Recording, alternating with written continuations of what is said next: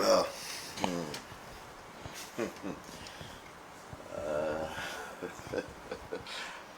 I will start by probably making a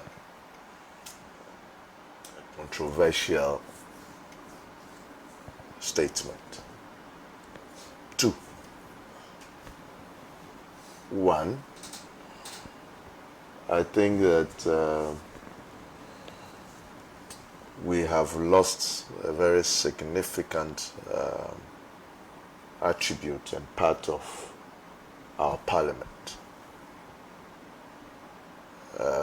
That the people we have at the minority side are lost on issues that really matters and lack the constructiveness to engage in productive discussions, with all due respect to that side of parliament, the minority side of parliament. And this is because of the pronouncement I've heard after the budget from the leader, the minority leader himself, and for all the rest who had communicated. I think we are losing a big touch of our parliament, and the essence of it is being lost on them. Their real essence there, I think, is being lost. It suggests to me that this is how things will be going, at least for now. And therefore, we must all be constructive to make sure that we put government in check, because we cannot rely on the minority to do their job. They are just not in place to do that job, and it's unfortunate. 2, I also want to say that we should hasten slowly in some of our commentary that suggests that we have arrived. We are there. It is all rosy. It's looking good. Because in real terms, that is not the case. I will start from the 2015 budget and the performance of it. 2025? The 2025, budget and the performance of it. In terms of the third quarter, I think we missed the target on almost every line, which was worrying, because there was basis for which we had targeted those amounts. Again, the tax revenue still didn't look good enough, and we could say that we are coming from a period of worsening economic situation, and we are now recovering, and therefore we may face these challenges. But that being said, we must also take into account how our tax laws are structured. And I believe that we have structured our tax acts so punitively that people always take the side of evading and avoiding tax in this country. And I'm happy that the finance minister recognized that himself in this year's budget, and the reason why most of it will be reviewed or amended. It is a big plus, and it is something that I kept advocating for in terms of how the levies were charged as sales tax. And for me, I think it was an understatement. This will go a long way to check inflation. Inflation could have come down further if at least the 21.9% was all treated as VAT or an indirect tax that can be recovered, because it is a consumer tax. It is only the consumer who had to pay. Unfortunately, it caused a recklessness of a government to say that I want to treat the levies as sales tax, which was then a burden on production. That burden of 6% will be passed on as a cost to the consumer, plus an additional 6% being charged again on the consumer. So the consumer ends up paying twice, which push costs up. Again, and I thought this would have been taken care of, I have not heard anywhere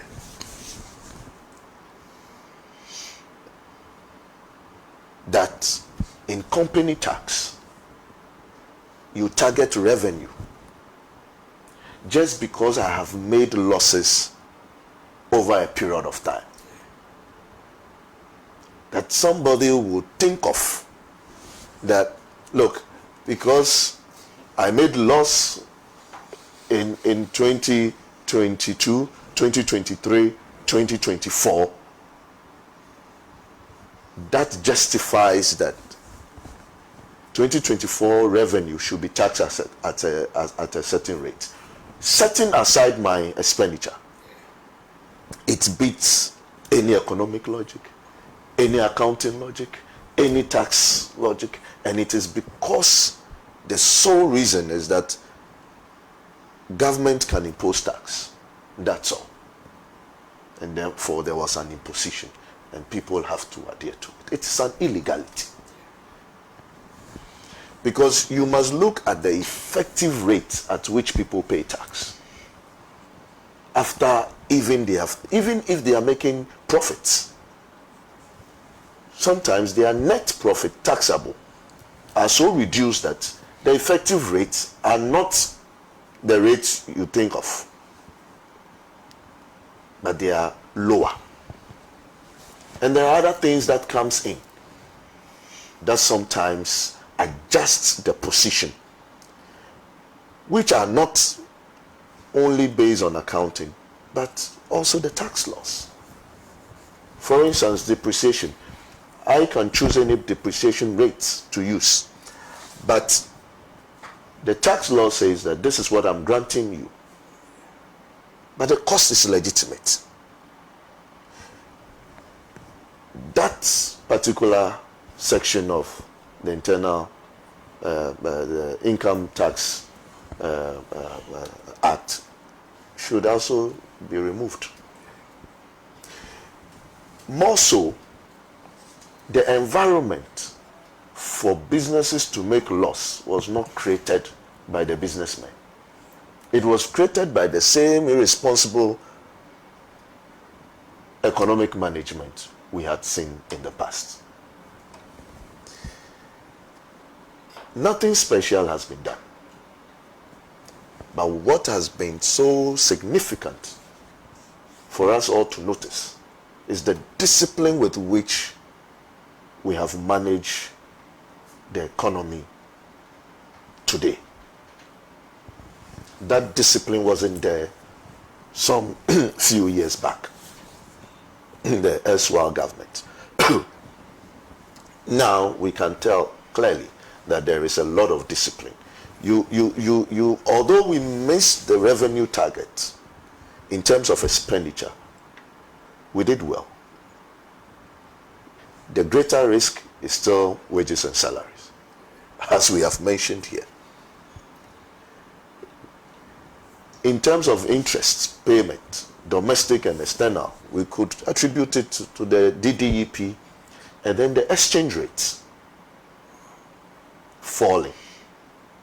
I had said before that you cannot tell me that by slowing the pace at which the exchange rates goes up is an achievement. The only achievement is when you have reversed it totally, and it is falling. Which the last time we saw such was in the President Achampon's era. Now we are seeing some. We must commend the monetary side for it, but also to caution that what we are enjoying is the same external factors and influences that we so hate, and all the time make excuses that it took external factors, external shocks for our economy to be in disarray. Now, we have enjoyed this on the backs of gold prices, good gold prices, and cocoa prices. But what we have all turned our eyes off all of a sudden is oil. Because oil prices are no longer good. In fact, the 2025 budget had targeted oil price averagely at $73 per barrel. And we were doing below that. And you could see that the biggest target we missed in terms of revenue was to do with oil. All these prices are not determined by us. It is determined at the international stage, externally.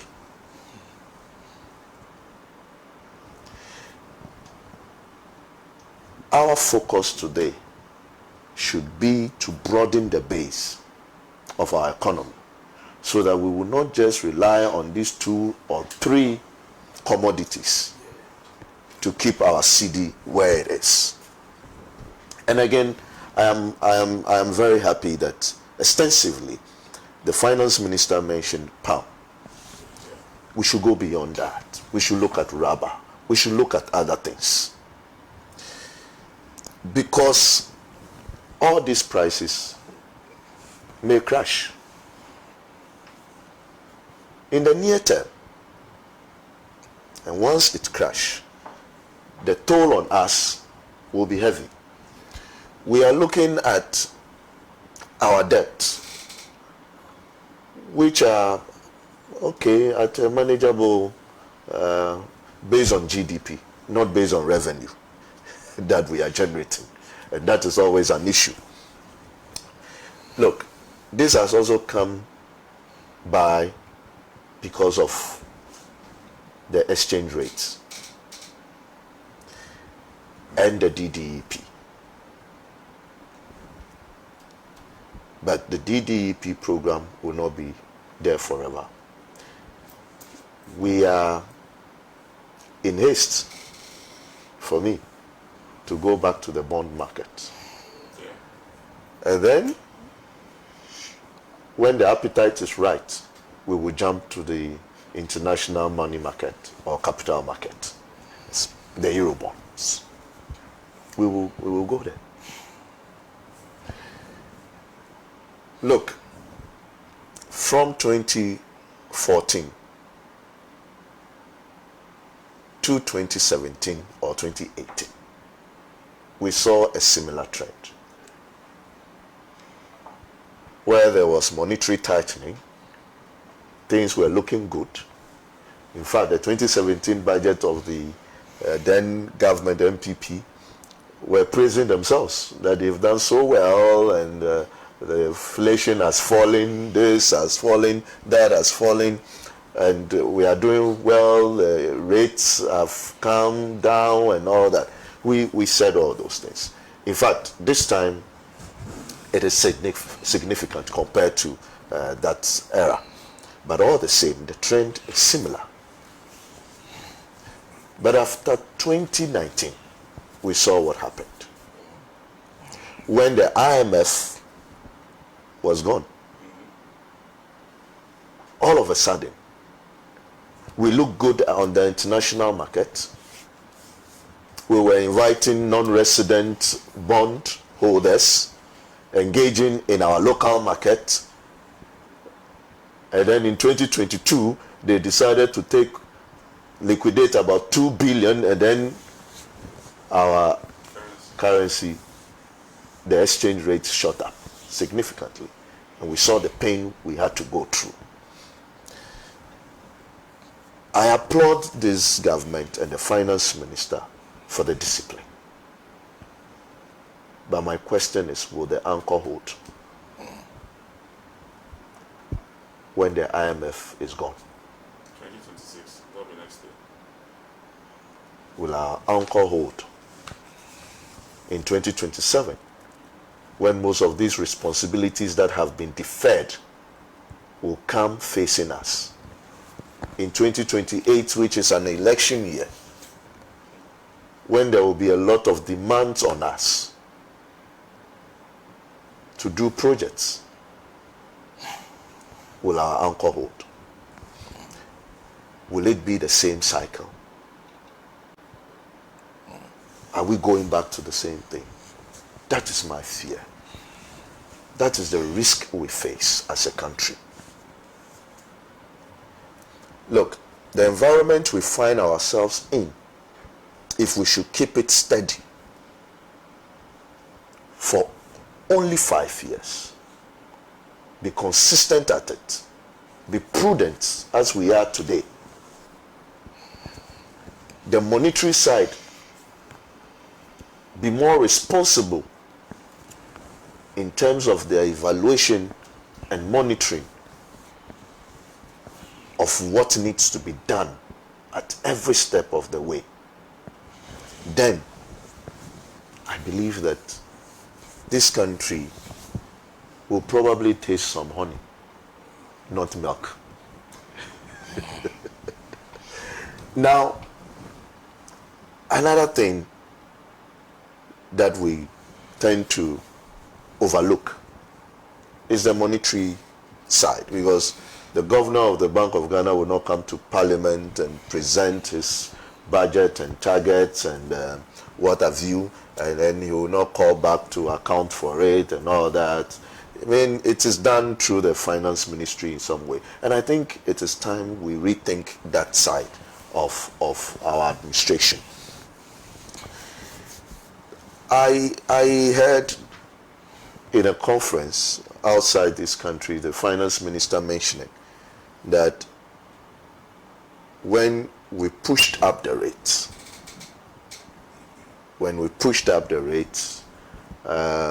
remittances fell through and it went up. I think it was not guided. He should have been more circumspect with that pronunciation. And on the 11th of November, I think that is why, because I don't see the need why the press release for the new foreign exchange operations framework, was there an old one?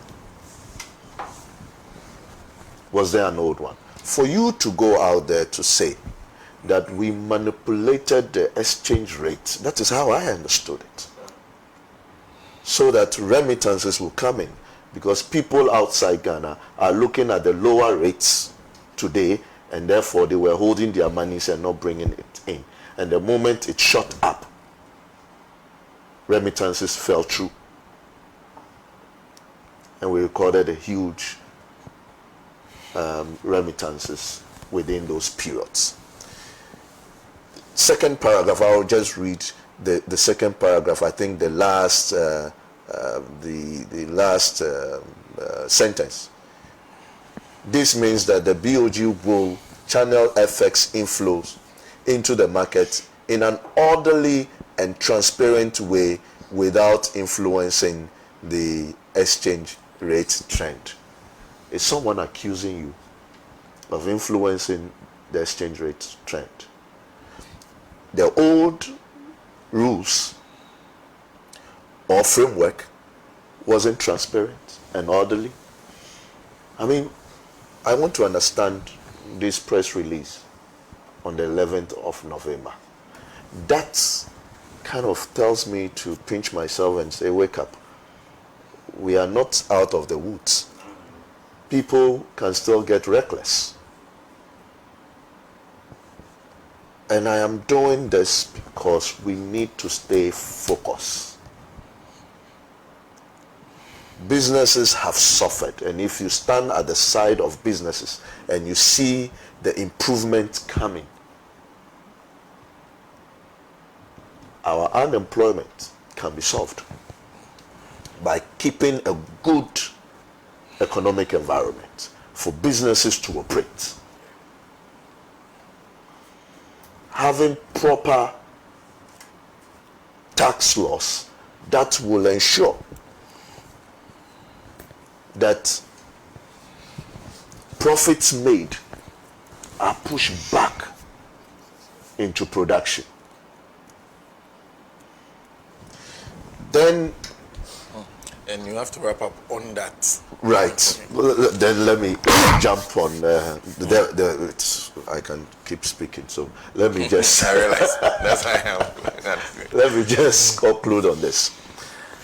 In the 2025 budget, there was this 24-hour economy program and the Volta corridor, I think, industrialization projects in there. I feel it is missing somewhere. I was looking for a better direction and implementation on it, but we are being told by this budget to wait, that it is coming. We are waiting, but I think that it is time we get out there and pronounce some clarity on this issue, because now it is becoming something else rather than the Volta corridor industrialization thing. It is becoming something that looks like export driven whatever, and that is where I will end. Look, we have the iPass.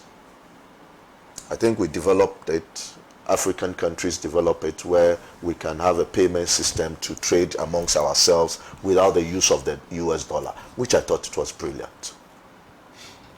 So that coupled with AFTA, do you know that when Nigerians move to Ghana to buy goods here and take it back to Nigeria, it's not considered as export?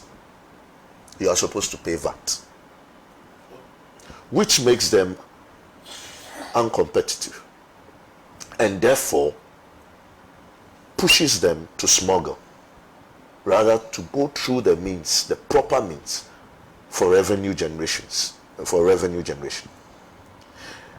Now, if you travel to the UK and you buy some stuff for yourself and you are coming out of the UK and you can show receipts and what have you, it is refunded for you. So why can't we do that so that we elevate trade within the West African region? Yet those same goods going to Europe will get there without VAT because it is going to Europe.